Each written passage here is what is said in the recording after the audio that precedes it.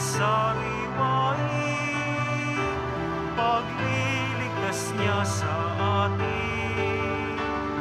Sa piging sariwain, pagliligtas niya sa atin. Simulan natin ang ating pagdiriwang sa ngalan ng Ama at ng Anak at ng Espiritu Santo. Amen.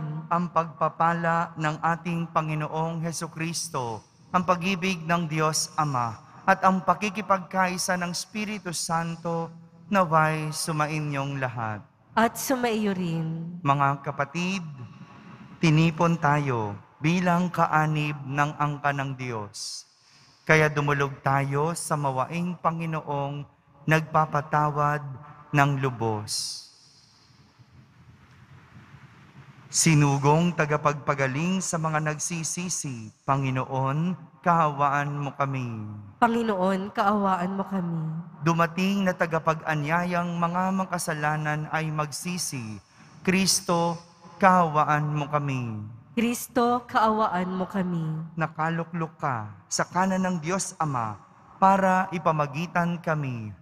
Panginoon, kaawaan mo kami. Panginoon, kaawaan mo kami. Kaawaan tayo na makapangyarihang Diyos, patawarin tayo sa ating mga kasalanan at patnubayan tayo sa buhay na walang hanggan. Amen. Manalangin tayo. Ama naming makapangyarihan, ang iyo nawang kagandahang loob ay manguna at sumubaybay sa aming pamumuhay ngayon at araw-araw upang kami ay itaguyod sa paninindigang gumawa ng kabutihan. Sa pamamagitan ni Jesucristo, kasama ng Espiritu Santo, magpa sa walang hanggan. Amen. Magsiupo na po ang lahat.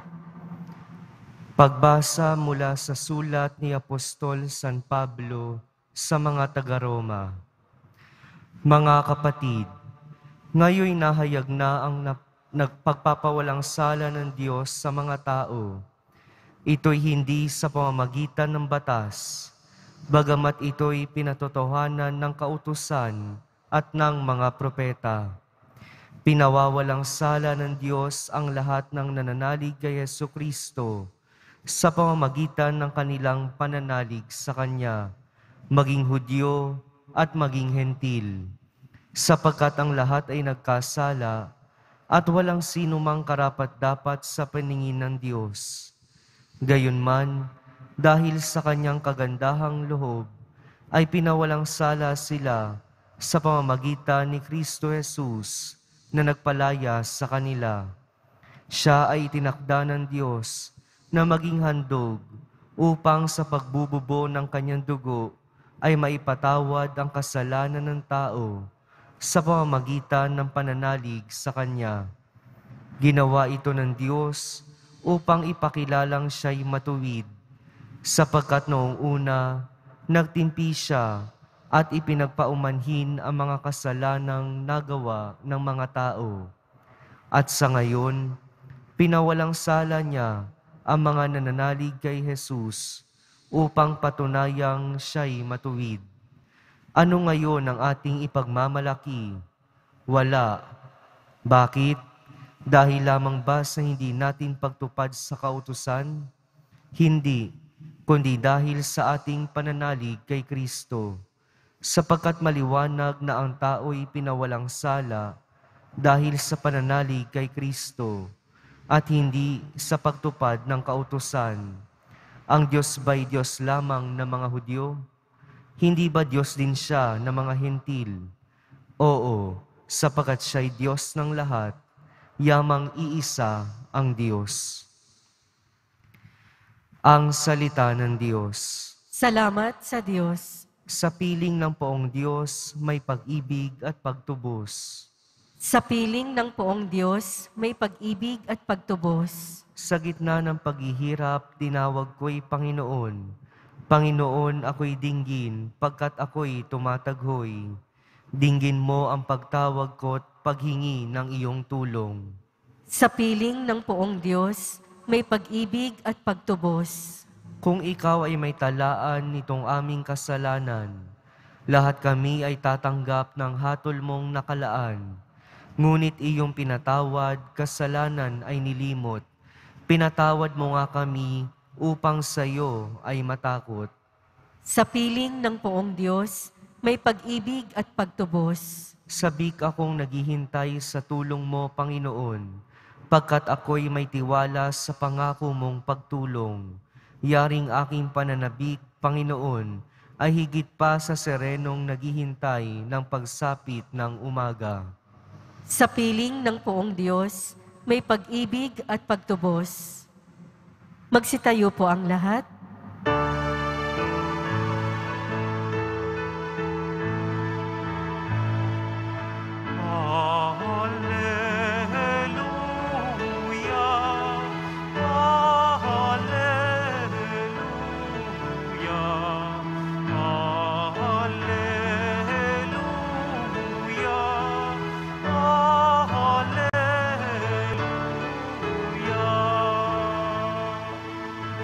Ikaw, O Kristo, ang daan, ang katotohanan at buhay.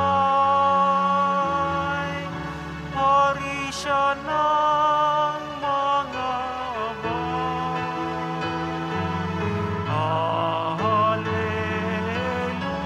Alleluia,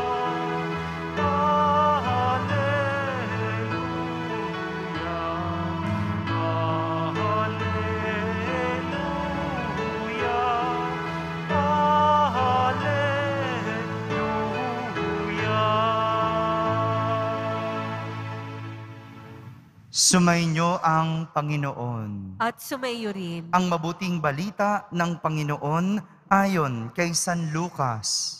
Papuri sa iyo, Panginoon.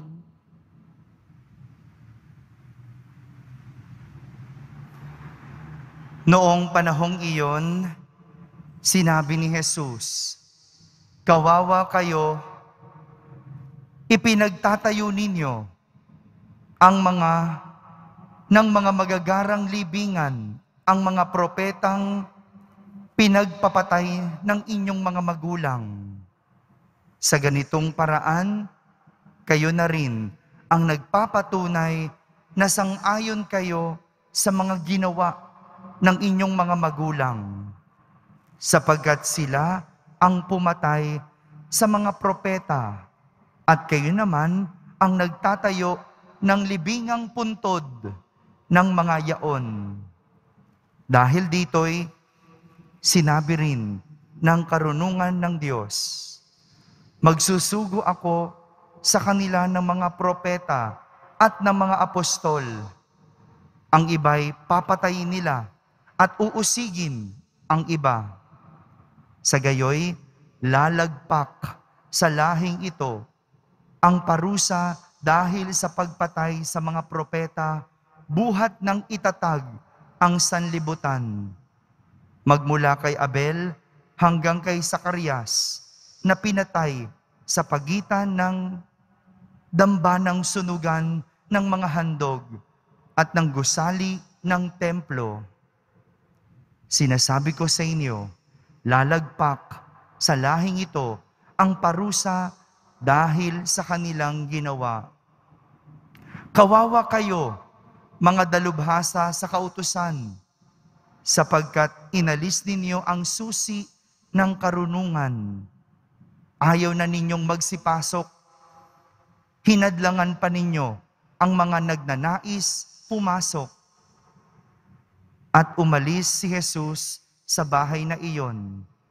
Mula noon, tinuligsa na siya ng mga eskriba at ng mga pariseyo at pinagtatanong tungkol sa maraming bagay upang masilo siya sa kanyang pananalita. Mga kapatid, ang mabuting balita ng Panginoon. Pinupuri ka namin, Panginoong Hesukristo. Magsiupo na po ang lahat. Isang magandang araw po sa inyong lahat. Kung mayroong isang salita na maglalarawan sa mga Pariseo at Eskriba sa ating ebanghelyo, ito ay ang salitang buking. Alam niyo po ba yung salitang buking? Mula sa salitang buko, na ang ibig sabihin ay nahuli, o nahayag, o nalaman ang isang bagay na itinatago. Ito po ang nangyari sa mga Pariseo nang sabihan sila ni Jesus na kawawa kayo. Bukod sa kilala ng mga tao at hayag naman sa lahat na ang mga Pariseo at Eskriba ay magagaling pagdating sa batas ng Diyos at dalubhasa sa pagtuturo. Buking sila ni Jesus dahil kahit anong galing, kahit na sila ay dalubhasa pagdating sa batas ng Diyos, hindi naman ito nakikita sa kanilang buhay.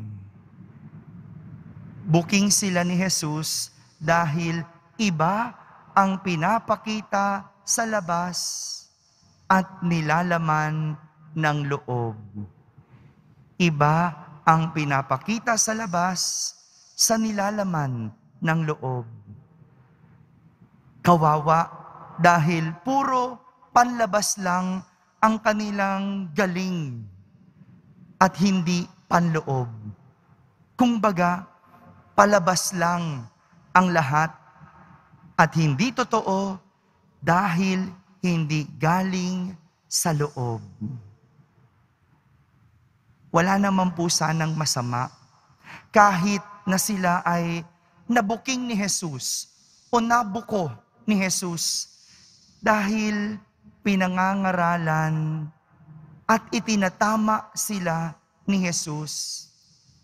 Kaya lang, sa halip na pakinggan ang pangaral at itama ang mga maling ginagawa, hindi na nga nagpasalamat kay Jesus, kinalaban at tinuligsa pa si Jesus.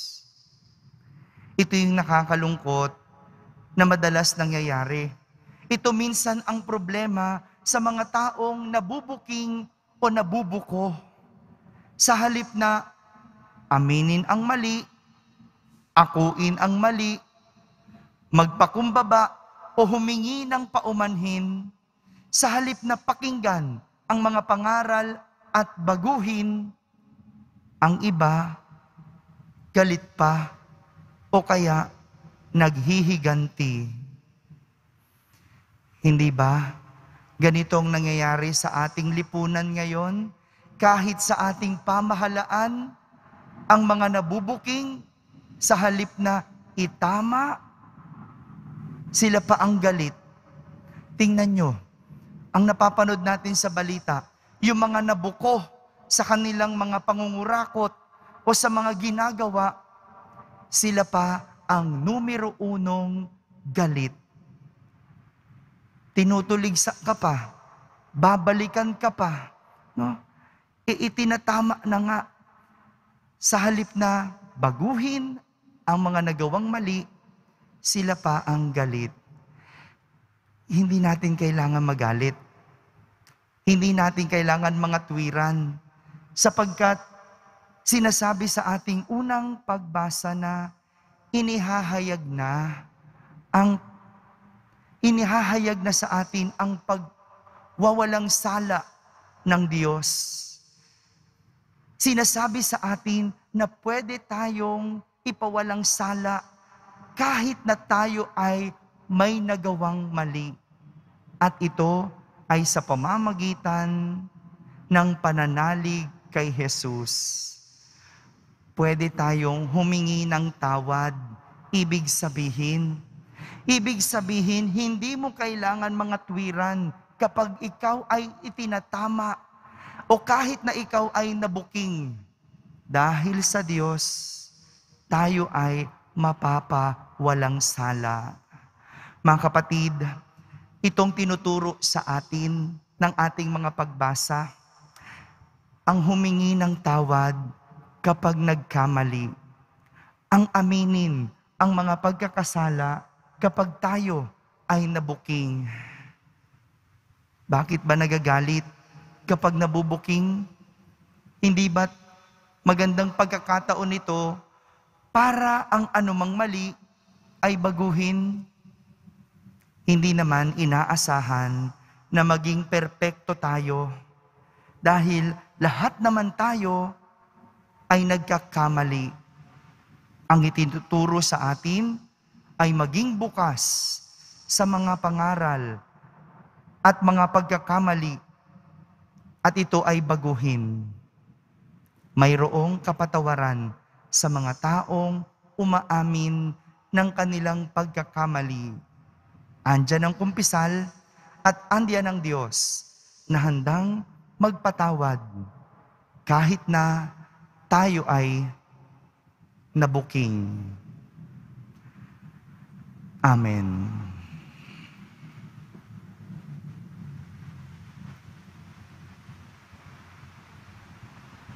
Magsitayo po ang lahat. Minamahal kong mga kapatid, hilingin natin sa Panginoon na maging makatotohanan tayo sa ating mga gawain.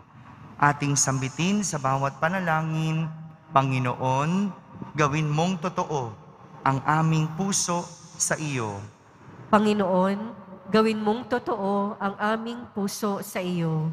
Sa ating buhay bilang bahagi ng bayan ng Diyos, naway magampanan natin ang mga hamon ng Ebanghelyo sa ating palagiang pagsaksi. Manalangin tayo. Panginoon, gawin mong totoo ang aming puso sa iyo. Atin nawang maiwasang gawin ang mga bagay na nakikiayon o pagpapakitang tao lamang. Manalangin tayo. Panginoon, gawin mong totoo ang aming puso sa iyo. Yaong mga pinanghihinaan ng loob dahil sa ating hindi naging magandang ugali at pakikitungo, naway manumbalik sa pagsisimba sa pamamagitan ng ating pagbabalik loob at pagbabagong buhay. Manalangin tayo. Panginoon, gawin mong totoo ang aming puso sa iyo. Ang mga may sakit, naway makita ang mapagpagaling na kamay ng Diyos sa dinaranas nilang mga pagsubok at paghihirap. Manalangin tayo.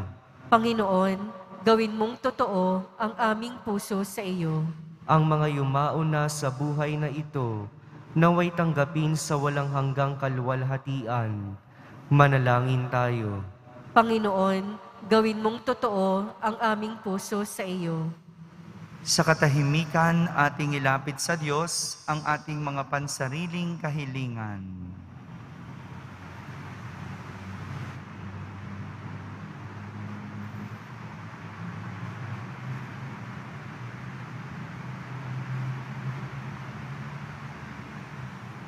Manalangin tayo. Panginoon, gawin mong totoo ang aming puso sa iyo.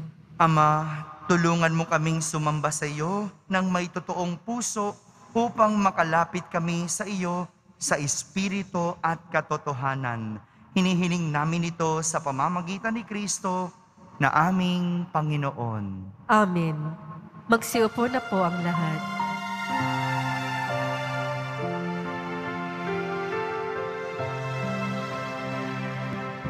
Paghahanda ng alay ay narito po. Ang alak at tinapay, dalasal mo. Ano'y magiging tunay, dugo mo't katawan. Aming tatanggapin ngayon, magbibigay buhay. Magsitayo po ang lahat. Manalangin kayo mga kapatid upang ang paghahain natin ay kalugdan ng Diyos amang makapangyarihan. Tanggapin nawa ng Panginoon itong paghahain sa iyong mga kamay, sa kapurihan niya at karangalan, sa ating kapakinabangan at sa buong sambayanan niyang banal. Ama naming lumikha, tanggapin mo ang aming mga panalangin na sumasaliw sa aming paghahain upang sa ginaganap naming pagdiriwang kami makatawid sa kaluwalhatian. Sa pamamagitan ni Jesucristo kasama ng Espiritu Santo, magpa sa walang hanggan. Amen. Sumainyo ang Panginoon. At sumainyo rin. Itaas sa Diyos ang inyong puso at diwa. Itinaas na namin sa Panginoon. Pasalamatan natin ang Panginoong ating Diyos. Marapat na siya ay pasalamatan. Ama naming makapangyarihan, tunay ngang marapat na ikaw ay aming pasalamatan. Sa iyong paglingap at kagandahang loob, ang tao'y nilikha mo at pinangasiwa sa sansinukob. Sa hangad mong siya'y iwastong lubos, siya'y pinagdusa mo sa kanyang pagtalikod. Sa iyong paggiliw, iyong ipinahintulot na makabalik siya sa pamamagitan ni Kristo Jesus. Kaya kaysa ng mga anghel na nagsisiawit ng papuri sa iyo ng walang humpay sa kalangitan, kami nagbubunyi sa iyong kadakilaan. Santo, Santo, Santo, Panginoong Diyos ng mga hukbo, napupuno ang langit at lupa ng kadakilaan mo, o sana sa kaitaasan. Pinagpala ang naparirito sa ngalan ng Panginoon, o sana sa kaitaasan. Magsiluhod po ang lahat. Ama naming banal, ikaw ang bukal ng tanang kabanalan. Kaya't sa pamagitan ng iyong Espiritu, ay gawin mong banal ang mga kaloob na ito upang para sa amin ay maging katawan at dugo ng aming Panginoong Hesukristo. Bago niya pinagtiisang kusang loob na maging handog, hinawakan niyang tinapay, pinasalamatan kanya, pinaghati-hati niya iyon, iniyabot sa kanyang mga alagad at sinabi, "Tanggapin ninyong lahat ito at kanin, ito ang aking katawan na inihahandog para sa inyo."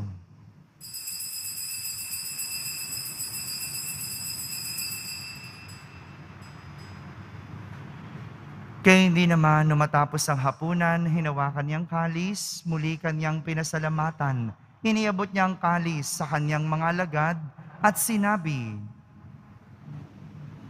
"Tanggapin ninyong lahat ito at inumin. Ito ang kalis ng aking dugo, ng bago at walang hanggang tipan. Ang aking dugo na ibubuhos para sa inyo at para sa lahat, sa ikapagpapatawad ng mga kasalanan.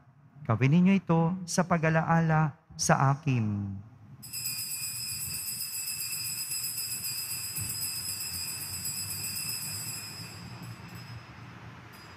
Magsitayo po ang lahat. Ipagbunyi natin ang misteryo ng pananampalataya. Si Kristo'y namatay, si Kristo'y nabuhay, si Kristo'y babalik sa wakas ng panahon. Ama, ginagawa namin ngayon ang pag-alaala sa pagkamatay at muling pagkabuhay ng iyong anak. Kaya't inaalay namin sa iyo ang tinapay na nagbibigay buhay at ang kalis na nagkakaloob ng kaligtasan. Kami nagpapasalamat dahil kami iyong minarapat na tumayo sa harap mo para maglingkod sa iyo. Isinasamo namin kaming magsasalo-salo sa katawan at dugo ni Kristo ay mabuklod sa pagkakaisa sa pamamagitan ng Espiritu Santo. Ama, lingapin mo ang iyong simbahang laganap sa buong daigdig. Puspusin mo kami sa pag-ibig kaysa ni Francisco na aming Papa at ni Jose na aming Obispo at ng Tanang Kaparian. Alalahanin mo rin ang mga kapatid naming nahimlay na may pag-asang sila'y muling mabubuhay. Gayon din ang lahat ng mga pumanaw. Hawaan mo sila at patuloyin sa iyong kaliwanagan. Hawaan mo at pagintapatin kaming lahat na makasalo sa iyong buhay na walang wakas. Kaysa ng mahal na Birhen Maria na Ina ng Diyos, ng kabiyak ng puso niyang si San Jose. Kaysa ng mga apostol at ng lahat ng mga banal na namuhay dito sa daigdig ng kalugod-lugod sa iyo, May pagdiwang nawa namin ang papupuri sa ikararangal mo sa pamamagitan ng iyong anak na aming Panginoong Heso Kristo. Sa pamamagitan ni Kristo, kasama niya at sa Kanya, ang lahat ng parangal at papuri ay sa iyo, Diyos amang makapangyarihan, kasama ng Espiritu Santo, magpa sa walang hanggan.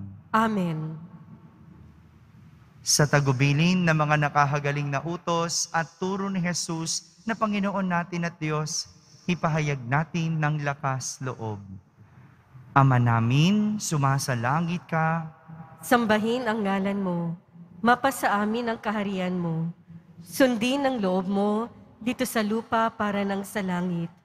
Bigyan mo po kami ngayon ng aming kakanin sa araw-araw at patawarin mo kami sa aming mga sala para ng pagpapatawad namin sa mga nagkakasala sa amin. At huwag mo kaming ipahintulot sa tukso at iadya mo kami sa lahat ng masama. hinihiling namin kami iadya sa lahat na masama, pagkalooban ng kapayapaan araw-araw, iligtas sa kasalanan at ilayo sa lahat ng kapahamakan, samantalang aming pinananabikan ang dakilang araw ng pagpapahayag ng tagapagligtas naming si Heso Kristo. Sapagkat iyo ang kaharian at ang kapangyarihan at ang kapurihan magpakailanman. Amen. Panginoong Jesucristo, sinabi mo sa iyong mga apostol, kapayapaan ang iniiwan ko sa inyo, ang aking kapayapaan ang ibinibigay ko sa inyo. Tunghayan mo ang aming pananampalataya at huwag ang aming pagkakasala.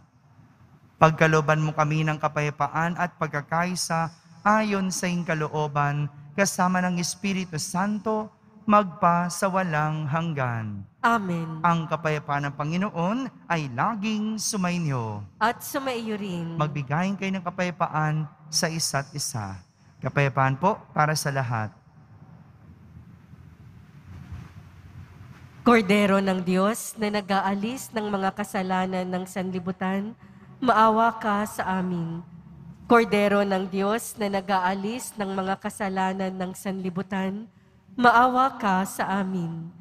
Kordero ng Diyos na nag-aalis ng mga kasalanan ng sanlibutan, ipagkaloob mo sa amin ang kapayapaan.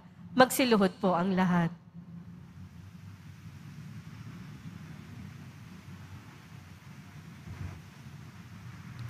Ito ang kordero ng Diyos.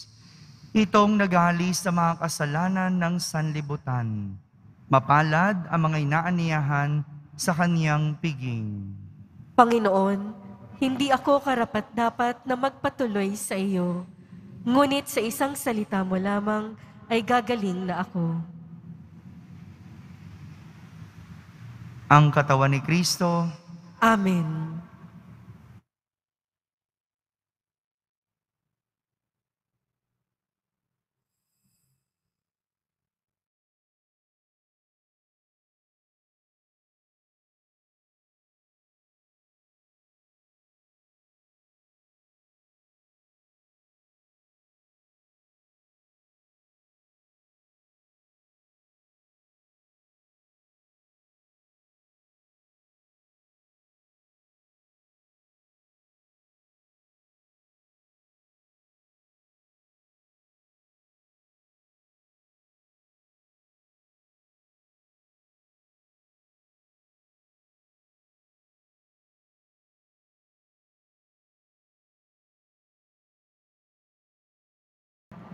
Manalangin tayo. Ama naming mapagmahal, ngayong kami ay iyong pinapakinabang sa katawat dugong banal. Iniluluhog namin sa dakila mong kabutihan sa tanan na kami ay gawin mong kasalo sa iyong buhay. Sa pamamagitan ni Jesucristo kasama ng Espiritu Santo, magpa sa walang hanggan. Amen. Sumainyo ang Panginoon. At sumainyo rin. Pagbabasbas ng Pong Yesus Nazareno. Mahal na Pong Yesus Nazareno, inihayag mo sa pamamagitan ng krus ang walang maliw na pag-ibig ng Diyos sa sangkatauhan. Pakinggan mo ang kahilingan ng iyong angkan na nagsusumamo sa iyo. Makamtanawan nila ang inyong katugunan at tanggapin ang kasagutan na may utang na loob na tinatanaw. Basbasan din po ninyo ang lahat na may karamdaman at nahihirapan. Sa pamamagitan ng bendisyon na ito, naway maalala nila ang mga pangako nila noon sa binyag na ikaw ang kanilang iibigin at paglilingkuran bilang Panginoon magpasawalang hanggan. Amen. At pagpalain kayo ng makapangyarihang Diyos, Ama, Anak, at Espiritu Santo. Amen. Tapos na po ang ating pagdiriwang humaiking taglay ang pag-ibig at kapayapaan ng Poong Jesus Nazareno. Salamat sa Diyos.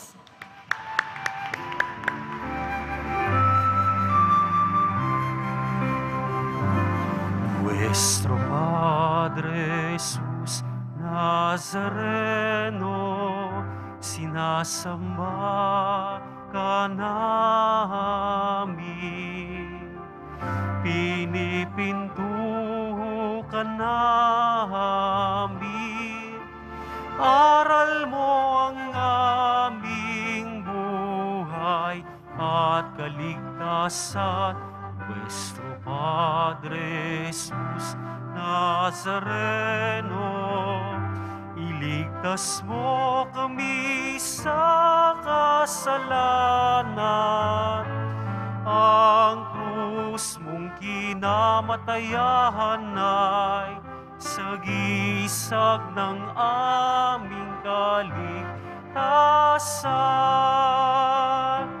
Nuestro Padre Jesus Nazareno, dinarangan ka namin.